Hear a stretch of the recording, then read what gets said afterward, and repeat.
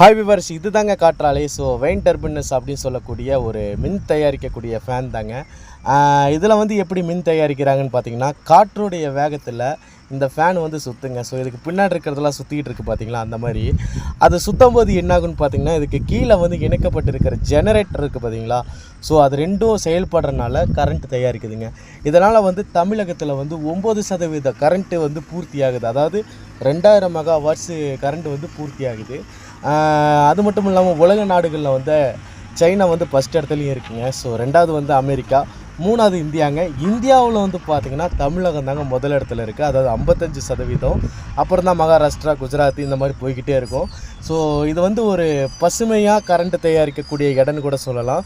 என்னதான் பசுமை முறையாக இருந்தாலும் பறவைகளுக்கு பாதிப்பு இருக்குங்க. அதாவது பார்த்திங்கன்னா வருஷத்துக்கு 1லேருந்து 64 பறவைகள் வந்து இதனால் இறக்குது. ஸோ அதே மாதிரி ஒலியும் மாசுபடுதுங்க. நன்றி.